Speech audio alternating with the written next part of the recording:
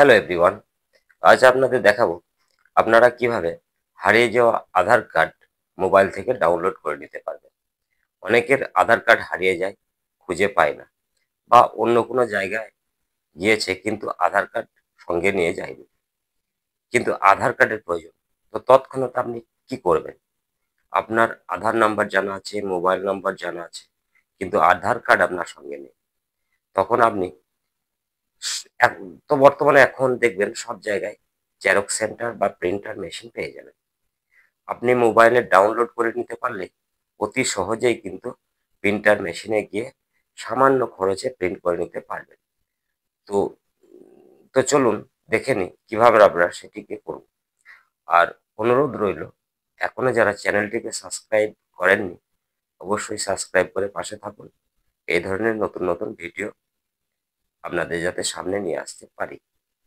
আর ভিডিওটা ভালো লাগলে অবশ্যই লাইক, কমেন্ট ও শেয়ার করে দেবেন। তো প্রথমে আমরা মোবাইলে প্লে স্টোরে গিয়ে আধার লিখে সার্চ করব।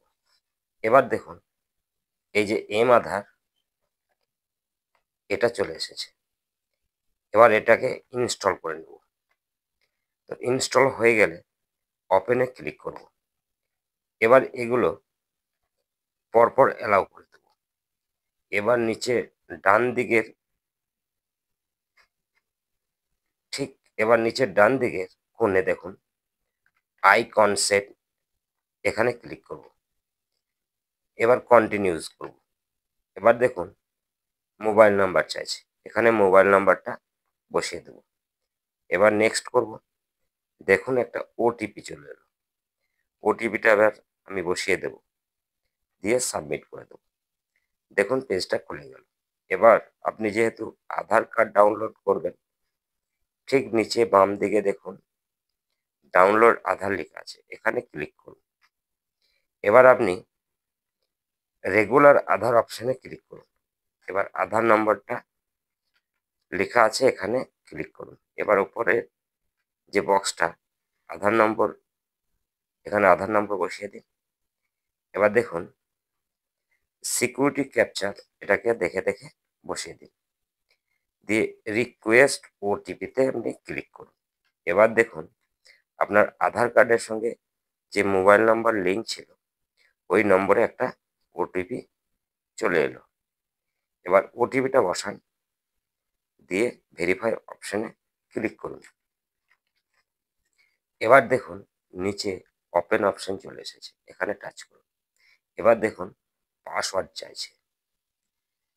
তো আপনি কি পাসওয়ার্ড দেবেন সেটা কিন্তু ওপেনে ক্লিক করার আগে কন্ডিশনটা লেখা ছিল।